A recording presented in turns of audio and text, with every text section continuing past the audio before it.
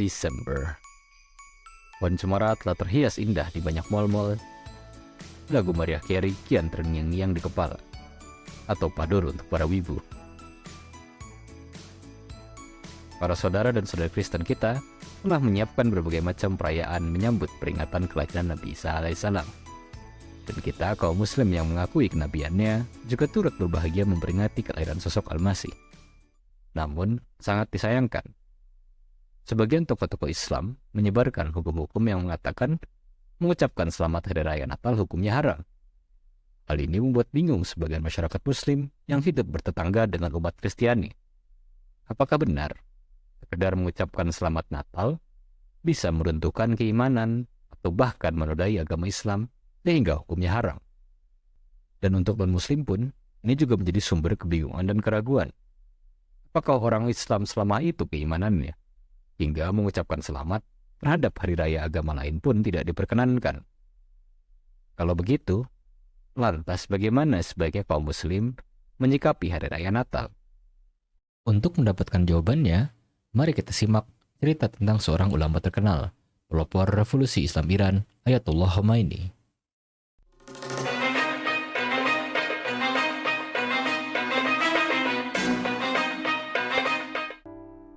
Assalamualaikum warahmatullahi wabarakatuh.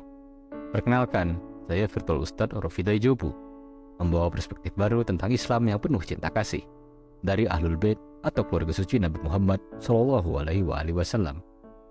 Ayatollah Ruhollah Musafi Khomeini adalah seorang ulama besar Islam Syiah yang terkenal sebagai pelopor revolusi Islam Iran, menggulingkan pemerintahan monarki Shah Reza Pahlavi dan lewat referendum masyarakat mendirikan negara Republik Islam Iran.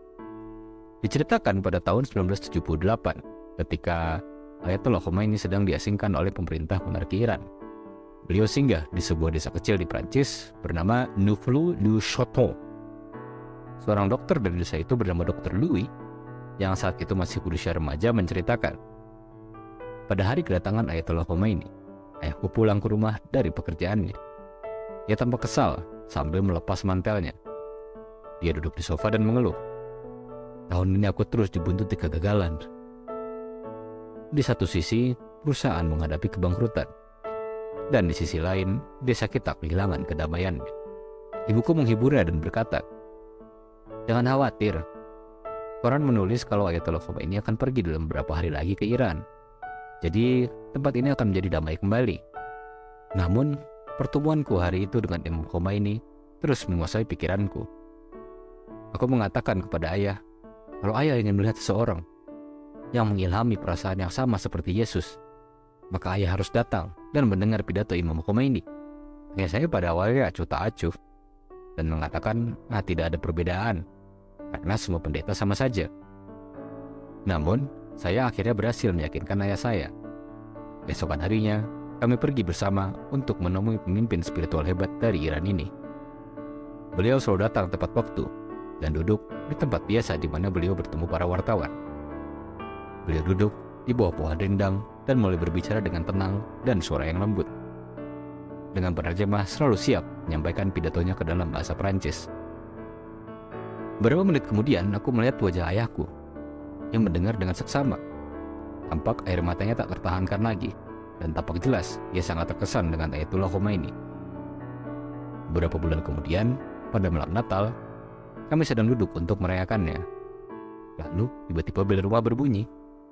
Ayahku lalu beranjak dan menuju pintu dan aku mengikuti di belakangnya. Di depan pintu, ada seseorang dengan setangkai bunga dan sebuah bingkisan berkata, ini hadiah dari Ayatollah Khomeini. Beliau mengucapkan selamat pada kalian di hari kelahiran Nabi Isa alaihissalam dan menyampaikan maaf dengan hormat kalau mengganggu perayaan Natal dan jika kehadirannya mengganggu desa. Ayah berdiri kagum pada semua cinta dan kasih sayang yang diterimanya dari Ayatollah Khomeini. Dan dia pun mulai menangis. Inilah pelajaran praktikal dan nyata dari Ayatollah Khomeini bagi kita semua tentang bagaimana seharusnya kita berperilaku terhadap saudara-saudari non-muslim. Apakah kita hanya mengatakan, perayaan ini bukan buat saya, nggak ada hubungannya dengan saya? Atau kalau mengucapkan selamat, itu bisa menodai keimanan kita? Atau sebagainya? Atau apakah kita menggunakan kesempatan ini untuk berdakwah dan menggambarkan kepada dunia betapa indahnya agama Islam, agama yang penuh kasih sayang. Hingga saat ini, kedatangan Ayatollah Khomeini di Neuville-le-Château dikenang oleh banyak masyarakat sekitar. Dan hingga saat ini, perayaan Natal di negara Republik Islam Iran adalah hal yang sangat diperbolehkan. Dan pemandangan seperti ini di Teheran, ibu kota Iran, adalah hal biasa setiap mendekati hari raya Natal.